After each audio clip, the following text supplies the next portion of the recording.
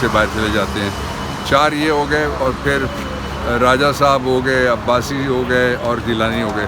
تو یہ open trial تھے سارے.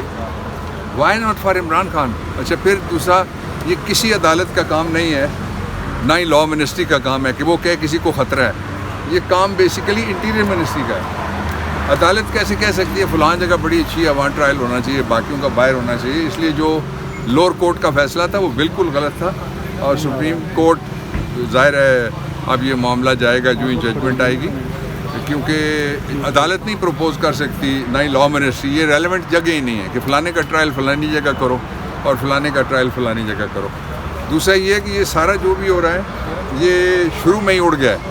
کل جو اسٹیٹمنٹس 161 کی لیک کی گئی ہیں عمران خان کے خلاف, وہ ذرا آپ اٹھا کے پڑھ لیں. وہ ساری اسٹیٹمنٹس یہ کہتی ہیں کہ سائفر تھا, ساری یہ کہتی ہیں کہ اس میں دھمکی تھی, ساری یہ کہتی ہیں کہ 31/3 کو جو اجلاس ہوا تھا نیشنل سیکورٹی کمیشن کا, کمیٹی کا یا کونسل کا, آپ کمیشن اتنے ہو گئے ہیں, ذرا کمیشن کی طرف دھیان میرا چلا گیا, اس میں ڈیمارش کیا گیا اور کہا گیا کہ ان ڈپلومیٹک لینگویج ملک. اچھا لیکن بہادر اتنے تھے سارے مل کے کہ انہوں نے نام کا نہیں لیا, کنسرن کنٹری لکھا ہے. نام لو نا یار.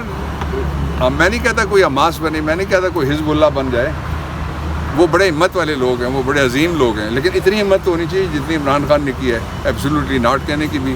امریکہ کا نام تھا, اور جن کو ویزے لینے ہیں, بچوں کے پیسے وہاں پہنچانے ہیں, وہ ڈرتے ہوں گے. پاکستانی کو نہیں ڈرنا چاہیے, جہاں پاکستانی نہیں ڈرتا.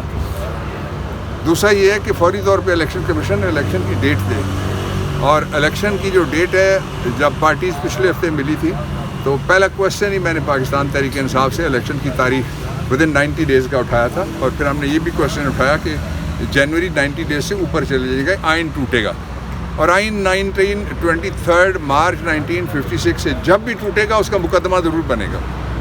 جس طرح ایک مقدمہ جو بنا تھا وہ ظاہر ہے کئی سال اس میں لگے, بلکہ اشرا لگا, لیکن کیس بنے گا. تو اس لیے آئین نہ توڑا جائے, الیکشن کرائے جائیں, اور کوئی ضرورت نہیں ہے. کیوں ڈرتے ہیں؟ آپ کہتے ہیں عمران اکیلا ہو گیا, آپ کہتے ہیں عمران کمزور ہو گیا, آپ کہتے ہیں کہ 11 بندے جو چھوڑ کے چلے گئے وہ پی ٹی آئی تھی. میں کہتا ہوں کروڑوں لوگ پی ٹی آئی ہیں. میں کہتا ہوں عمران اکیلا نہیں ہے, میں کہتا ہوں وہ کمزور نہیں ہے. اگر آپ کو اتنا زوم ہے کہ حکومت جو پچھلی تھی اور موجودہ اس کی ایکسٹینشن ہے, یہ دونوں ملا کے اتنی تگڑی ہیں, تو جلسوں کی اجازت دینا.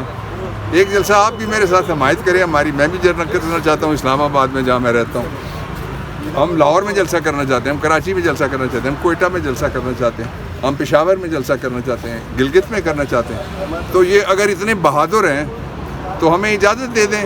اگر یہ اتنے تگڑے ہیں اور ہم کمزور ہیں ان کے کہنے کے مطابق, تو یہ اس گورنمنٹ کو شرم آنی چاہیے کہ یہ وہ کام کر رہی ہے جو اس کے کرنے والے نہیں ہیں.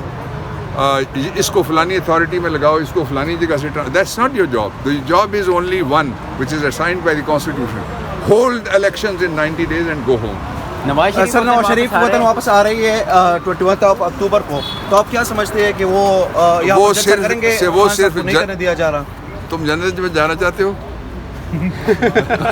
جلدی نہیں میں کہہ رہا, پرسوں ترسوں 21 تاریخ کو جو جنت میں جانا چاہتا ہے, انہوں نے پہلے اسکیم دی تھی 1 to 5 کی, پھر انہوں نے کہا کہ وہ ولیمہ کھاؤ.